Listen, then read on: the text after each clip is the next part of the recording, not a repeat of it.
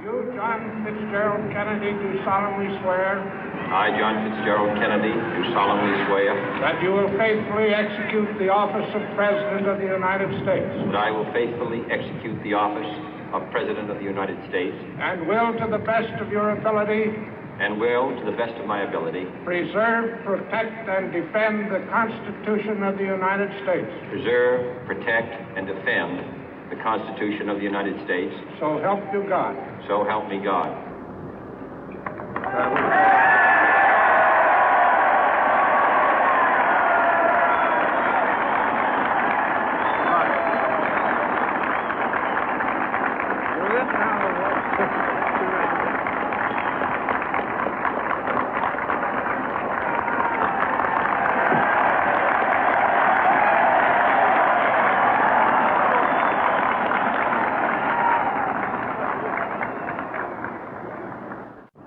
Vice President Johnson, Mr. Speaker, Mr. Chief Justice, President Eisenhower, Vice President Nixon, President Truman, Reverend clergy, fellow citizens.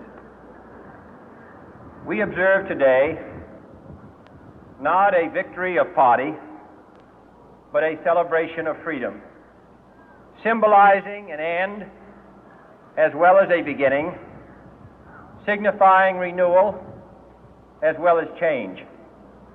For I have sworn before you and Almighty God the same solemn oath our forebears prescribed nearly a century and 3/4 ago.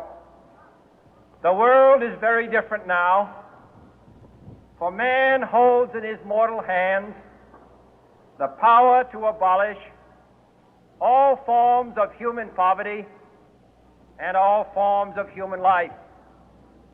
And yet the same revolutionary beliefs for which our forebears fought are still at issue around the globe. The belief that the rights of man come not from the generosity of the state, but from the hand of God. We dare not forget today that we are the heirs of that first revolution. Let the word go forth from this time and place to friend and foe alike that the torch has been passed to a new generation of Americans born in this century, tempered by war, disciplined by a hard and bitter peace, proud of our ancient heritage, and unwilling to witness or permit the slow undoing of those human rights to which this nation has always been committed and to which we are committed today at home and around the world.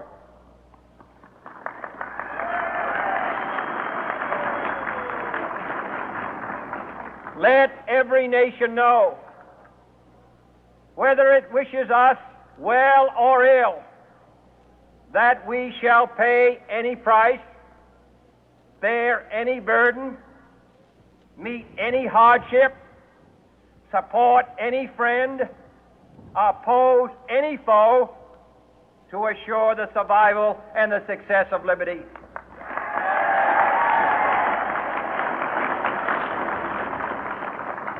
This much we pledge and more.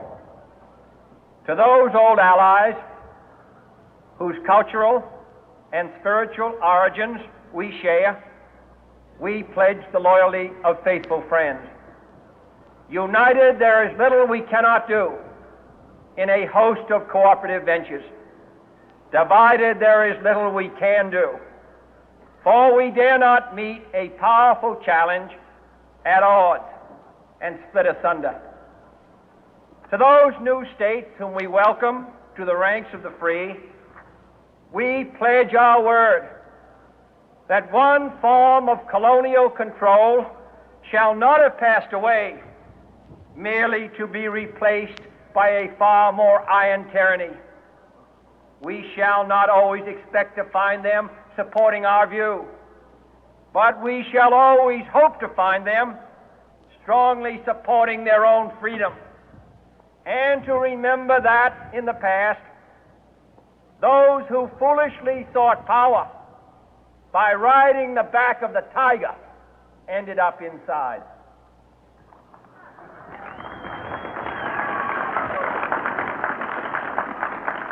To those people in the huts and villages of half the globe struggling to break the bonds of mass misery, we pledge our best efforts to help them help themselves for whatever period is required, not because the communists may be doing it, not because we seek their votes, but because it is right.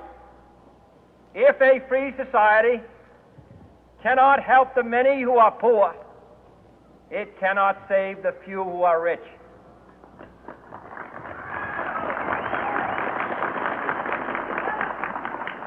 To our sister republics south of our border, we offer a special pledge to convert our good words into good deeds, in a new alliance for progress, to assist free men and free governments in casting off the chains of poverty. But this peaceful revolution of hope cannot become the prey of hostile powers. Let all our neighbors know that we shall join with them to oppose aggression or subversion anywhere in the Americas.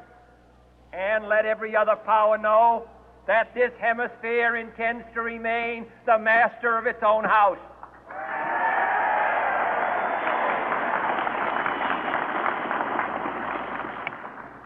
To that World Assembly of Sovereign States, the United Nations, our last best hope, in an age where the instruments of war have far outpaced the instruments of peace, we renew our pledge of support to prevent it from becoming merely a forum for invective, to strengthen its shield of the new and the weak, and to enlarge the area in which its writ may run. Finally, to those nations who would make themselves our adversary, we offer not a pledge, but a request that both sides begin anew the quest for peace. Before the dark powers of destruction, unleashed by science, engulf all humanity in planned or accidental self-destruction, we dare not tempt them with weakness, for only when our arms are sufficient beyond doubt can we be certain beyond doubt that they will never be employed. But neither can two great and powerful groups of nations take comfort from our present course, both sides overburdened by the cost of modern weapons, both rightly alarmed by the steady spread of the deadly atom, yet both racing to alter that uncertain balance of terror that stays the hand of mankind's final war. So let us begin anew, remembering on both sides that civility is not a sign of weakness, and sincerity is always subject to proof. Let us never negotiate out of fear, but let us never fear to negotiate.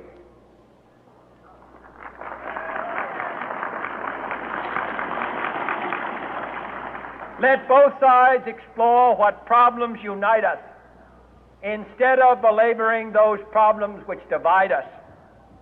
Let both sides, for the first time, formulate serious and precise proposals for the inspection and control of arms, and bring the absolute power to destroy other nations under the absolute control of all nations.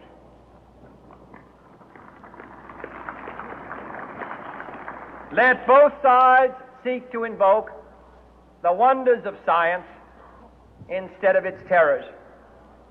Together, let us explore the stars, conquer the deserts, eradicate disease, tap the ocean depth, and encourage the arts and commerce. Let both sides unite to heed in all corners of the earth the command of Isaiah to undo the heavy burden and let the oppressed go free. And if a beachhead of cooperation may push back the jungle of suspicion, let both sides join in creating a new endeavor, not a new balance of power, but a new world of law, where the strong are just and the weak secure and the peace preserved. All this will not be finished in the first 100 days, nor will it be finished in the first 1,000 days, nor in the life of this administration, nor even perhaps in our lifetime on this planet. But let us begin.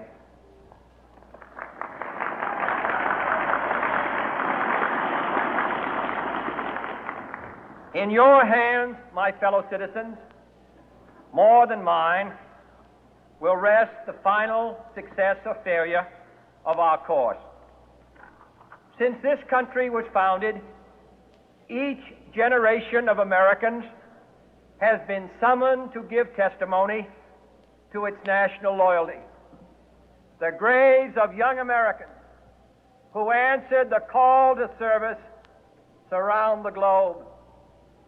Now the trumpet summons us again, not as a call to bear arms, though arms we need, not as a call to battle, though in battle we are, but a call to bear the burden of a long twilight struggle, year in and year out, rejoicing in hope, patient in tribulation, a struggle against the common enemies of man, tyranny, poverty, disease, and war itself.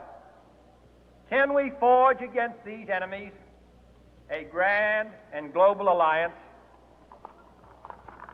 north and south, east and west, that can assure a more fruitful life for all mankind? Will you join in that historic effort?